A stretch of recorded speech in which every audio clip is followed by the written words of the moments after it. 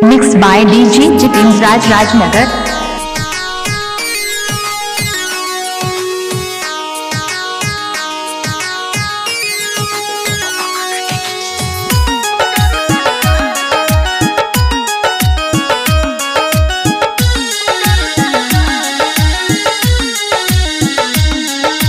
Music by Guddu Raj.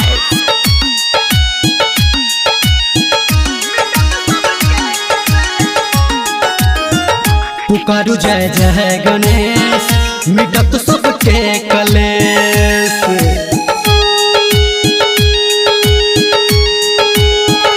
पुकारु जय जय गणेश मिटत सबके कलेश।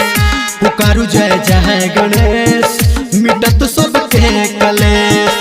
ध्यान लगाबू सब आबू लौके भक्ति के भेष। पुकारु जय जय गणेश मिटत सबके कलेश।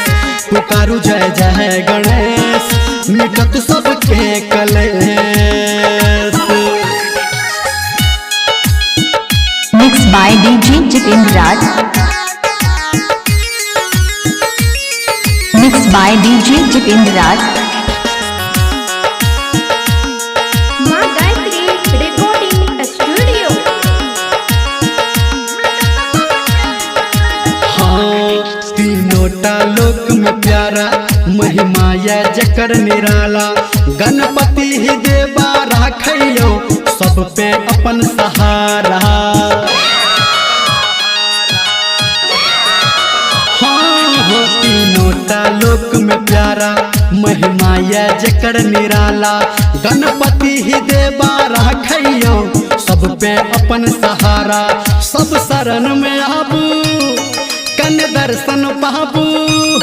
सब शरण में आबू दर्शन पाबू भक्त बन के विशेष। यो पुकारु जय जय गणेश मिटत सबके कलेश। पुकारु जय जय गणेश DJ Jitendra Raj के बाद राजनागर। कलेश।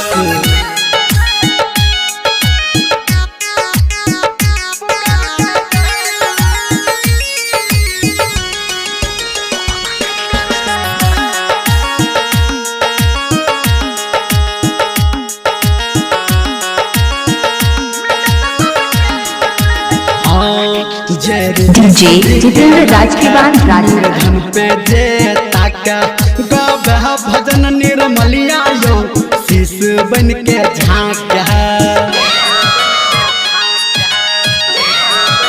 हाँ जय रिधि सिद्धि के राखा निर्धन पे जे ताका गावह भजन निर्मलिया यो शीश बन के देखू झांका।